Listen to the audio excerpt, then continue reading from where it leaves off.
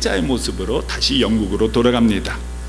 돌아가자마자 모라비안 형제단을 찾았습니다. 1738년 2월 7일에 존 웨슬리는 모라비안 사역자인 피터 멜러를 만나서 복음에 대해서 듣게 됩니다.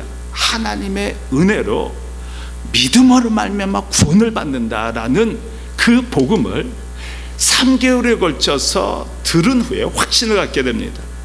그 전에는 절대적인 하나님의 은혜와 하나님의 사랑으로 예수 그리스도를 믿음으로 말미암아 구원을 받는다는 그 사실을, 복음을 확신하지 못하였다라고 그는 고백합니다. 그리고 1738년 5월 24일 존 웨슬리는 모라비안 형제단 예배처였던 엘더스 게이트 스트리트에서 엘더스 게이트 스트리트 모라비안 형제들의 예배 초소에서 마르틴 루터의 로마서 강해 서론을 듣다가 구원의 확신을 갖게 됩니다. 그는 일기에 이렇게 적습니다.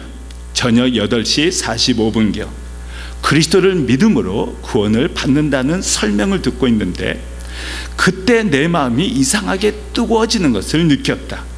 나는 구원을 위해 그리스도를 믿고 있음을 느꼈고, 나는 하나님께서 나의 죄를 속죄하시고 죄와 사망의 법에서 나를 구원하셨다는 확신을 얻게 되었다라고 적고 있습니다.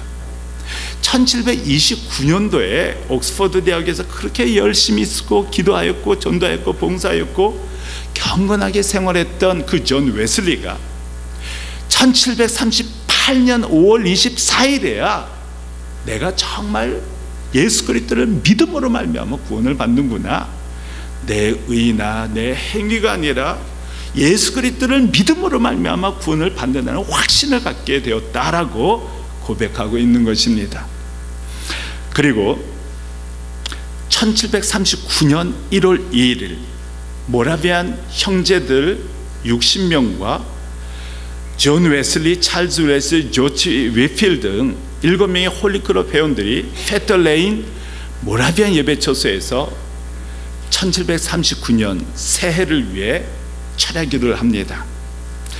60명의 모라비안 형제들과 옥스퍼드 홀리클럽 회원 7명, 거기에는 존 웨슬리, 찰스 웨슬리, 조지 위필드가 함께 철야기도를 하게 됩니다. 그는 일기에 이렇게 적습니다. 새벽 3시쯤 우리가 계속 기도하고 있었는데 하나님의 능력이 우리에게 강하게 임했다.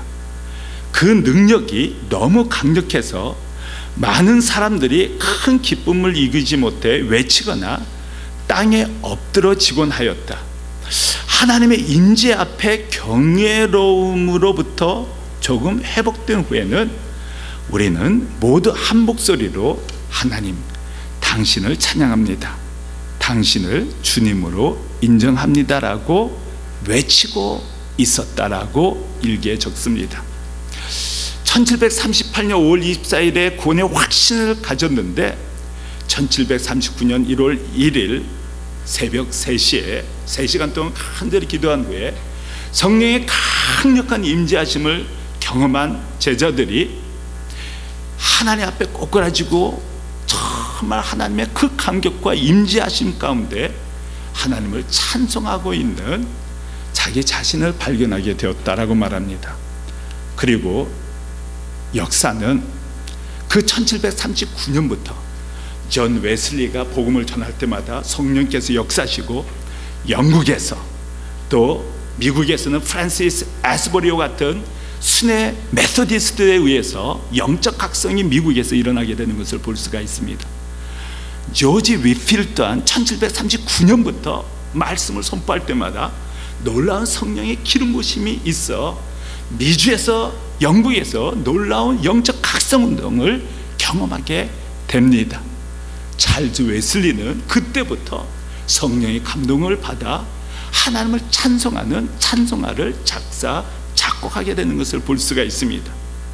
우리가 예수 그리스도를 믿음으로 말미암아 구원의 확신을 갖고 하나님의 자녀로 거듭나지만은 사역을 위해서는, 복음을 전하기 위해서는, 주님께 강력하게 쓰임받기 위해서는 성령의 인자심, 성령께서 함께 하시는 기름 부으심이 있어야 된다는 것입니다. 왜 예수 그리스도께서는 제자들에게 성령을 받기 전에 성령을 받아 하늘부터 능력으로 입히올 때까지 예루살렘을 떠나지 말라고 분부하셨을까요? 증인이 되기 위해서는, 복음을 전하기 위해서는, 하나님께 쓰임받기 위해서는 성령의 충만함, 성령의 기름 부으심, 성령의 역사가 따라야만 증인이 될 수 있기 때문에 그렇다는 것입니다. 존 웨슬리도 오랫동안 말씀을 읽고 기도했지만 구원의 확신을 갖지 못했습니다. 구원의 확신을 가진 후, 성령의 강한 임재함을 받은 후, 기름 부으심을 받은 후, 그는 하나님 앞에 위대하게 쓰임받을 수 있었다는 사실입니다.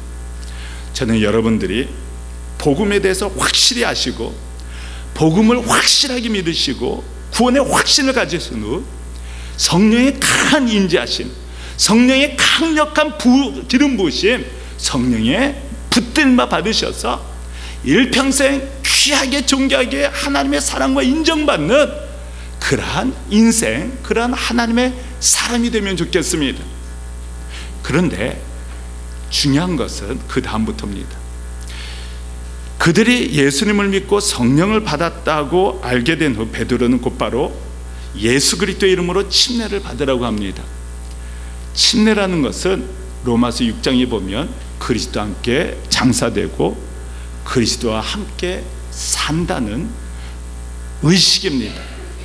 우리의 믿음, 우리가 예수 그리스도 믿고 구원받고 하나님의 자녀가 되었고 이제 주님을 위해서 살겠다고 하는 믿음의 의식, 믿음의 표현이라고 생각하시면 되겠습니다.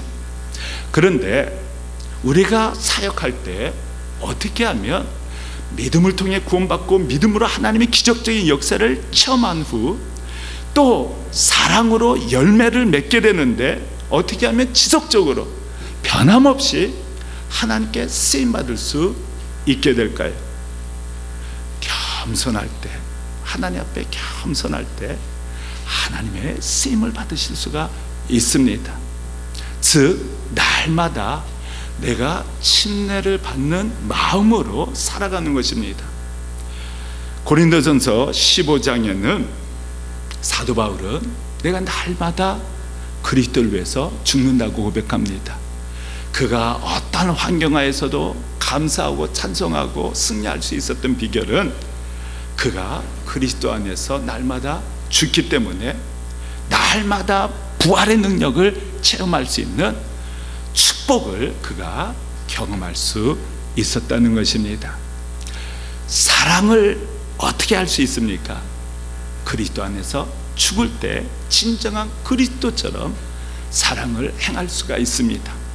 자기 이기적인 마음, 자아를 죽이고 그리스도를 의지하고 그리스도를 사랑하고 그리스도를 경배하고 그리스도와 함께 내가 죽고 그리스도를 위해 산다. 내가 사는 것이 아니라 주님을 위해서 사는 것이다. 복음을 위해서 사는 것이다. 하나님의 나라와 교회를 위해서, 형제 자매를 위해서, 땅끝까지 복음을 전하기 위해서 내가 사는 것이다. 그러한 마음으로 날마다 십자가를 붙들고 그리스도와 함께 죽고 장사되었다. 내가 왜 이렇게 살아있어서 자존심 내세우고 내 감정 내세우고 내가 왜 나를 위해 신앙생활을 하려고 하느냐. 그리스도와 함께 죽고 그리스도의 마음으로 내가 순종하며 십자가를 지고 주님을 위해서, 주님의 영광과 나라와 복음을 위해서 살아야지. 그러한 마음으로 겸손히 사시게 되시면은 하나님께서 고넬료에게 역사하셨던 그 놀라운 은혜를 여러분들에게 베풀어 주십니다. 사도행전 10장 사도 베드로가 무엇을 깨닫게 되었다라고 고백하고 있습니까?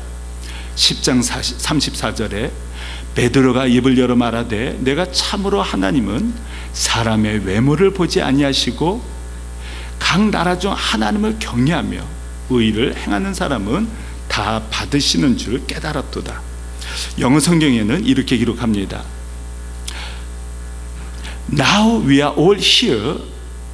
영어 성경에 I now realize how true it is that God does not show favoritism but accepts men from every nation who fear him and do what is right.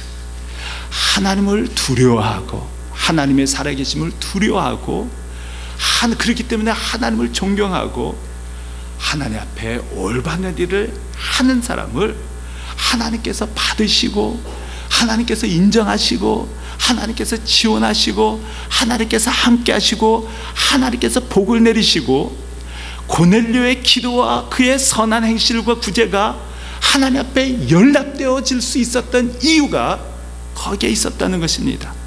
하나님을 경외하고 하나님 앞에 올바르게 선택하고 행동할 때 하나님께서는 그 사람의 기도와 그 사람의 헌신, 그 사람의 예배를 연락하시고 때가 되었을 때 그를 축복하시는, 그와 그 가정이 복음을 듣고 구원받고 귀하게 쓰임받을 수 있는 하나님의 복을 내리신다는 것, 그것을 제가 세 번째로 강조하고 싶습니다. 그리스도의 복음을 듣고 확신을 가져 구원의 확신을 갖는, 중요합니다. 지식이 아니라 믿음입니다. 뿐만 아니라 성령의 기름 부으심, 충만함, 능력으로 완전히 붙들림 바 되는 일. 두 번째, 제가 전한 메시지입니다. 세 번째, 날마다 그리스도와 함께 죽고 내가 날마다 그리스도와 함께 장사되었다. 이미 나는 그리스도를 위해서 장사 지내가 되었다.